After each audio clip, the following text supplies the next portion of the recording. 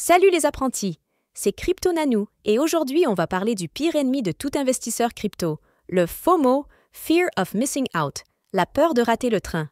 Vous savez, cette sensation horrible quand vous voyez une crypto exploser et que vous vous dites « Merde, j'aurais dû acheter hier ».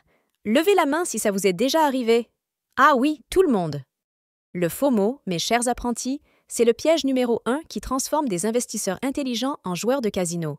Mais rassurez-vous, à la fin de cette vidéo, vous allez avoir toutes les armes pour le combattre. Regardez mes gains fous! Cette crypto va exploser! Et vous, vous êtes là, avec votre petit portefeuille stable, et vous commencez à paniquer. Le terme FOMO a été inventé par le Dr Dan Herman en 2000, puis popularisé par Patrick McGuinness en 2004. Mais croyez-moi, en crypto, c'est devenu un phénomène de masse. C'est cette angoisse profonde de passer à côté de la opportunité du siècle. Et les réseaux sociaux, mes amis, c'est de l'essence sur le feu. Le problème, c'est que le FOMO vous fait perdre toute logique. Vous voyez une crypto monter de 200% en une journée, et au lieu de vous dire « c'est peut-être trop tard », vous vous dites « il faut que j'y aille maintenant ». Et c'est là que les ennuis commencent. En crypto, le FOMO est décuplé. Pourquoi? Parce que nos marchés sont ouverts 24 heures sur 24, 7 jours sur 7. Pas de pause, pas de week-end. Pendant que vous dormez, une crypto peut faire x5. Et le lendemain matin, boum, vous découvrez que vous avez raté quelque chose. Les réseaux sociaux amplifient tout ça. Les influenceurs crypto, les groupes Telegram, Discord, tout le monde crie « to the moon » et vous montre des gains astronomiques. Mais attention, ce qu'ils ne vous montrent pas, c'est leur perte. Le biais de survie, ça vous dit quelque chose? Et puis, il y a l'effet de groupe. Quand tout le monde achète la même crypto, vous avez l'impression d'être idiot de ne pas suivre. C'est l'instinct grégaire, et en finance, c'est souvent catastrophique. Le pire, c'est quand vous craquez. Vous achetez au plus haut, porté par l'euphorie collective. Et devinez quoi? Souvent, c'est exactement à ce moment-là que le marché se retourne. Résultat, vous achetez cher et vous vendez pas cher. Le combo perdant. Les conséquences du FOMO, mes apprentis, elles vont bien au-delà de votre portefeuille. Oui, vous pouvez perdre de l'argent, beaucoup d'argent même. Mais le plus grave, c'est l'impact psychologique. D'abord, le stress constant. Vous checkez vos portefeuilles toutes les 5 minutes, vous ne dormez plus, vous êtes irritable. J'ai vu des gens développer de vraies addictions, passer leur journée collés aux chartes. Ensuite, l'anxiété sociale. Vous commencez à vous comparer aux autres constamment. Pourquoi lui il gagne et pas moi? Je suis nul en crypto.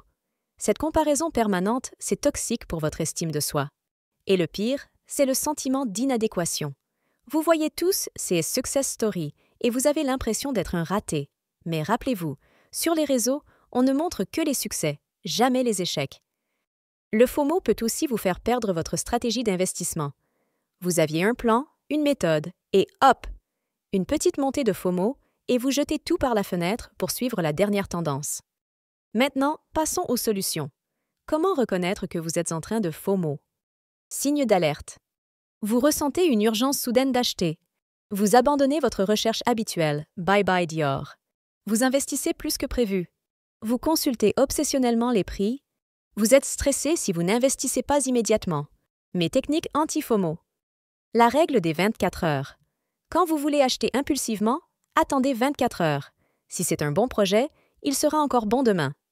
Limitez les réseaux sociaux. Déconnectez-vous régulièrement. Moins vous voyez de gains porn, mieux vous vous portez. Ayez un plan et respectez-le. DCA, Dollar Cost Averaging, allocation fixe par projet, la discipline, c'est votre meilleure arme. Rappelez-vous vos échecs passés. Notez vos trades FOMO ratés, ça calme vite l'euphorie. Diversifiez vos sources d'infos. Ne suivez pas que les boules enjoyées. Écoutez aussi les analyses critiques. Fixez-vous des objectifs réalistes. Arrêtez de viser le x100. Visez du solide, du durable. Stratégie pour un investissement serein. Pour finir, voici ma stratégie personnelle pour investir sans FOMO. Je fais mes recherches en amont. J'ai une liste de projets que je surveille et j'achète selon mon plan, pas selon le buzz du moment. Je me fixe des seuils d'entrée et de sortie. Pas d'émotion, que de la logique. Je diversifie toujours. Jamais tout sur une seule crypto, même si elle semble parfaite. Et surtout, je me rappelle pourquoi j'investis. Pour construire un avenir financier stable, pas pour devenir riche en 24 heures. Voilà mes apprentis. Le FOMO, c'est l'ennemi numéro 1 de tout investisseur crypto. Mais maintenant, vous avez les armes pour le combattre. Rappelez-vous, il y aura toujours une prochaine opportunité. La crypto, c'est un marathon, pas un sprint.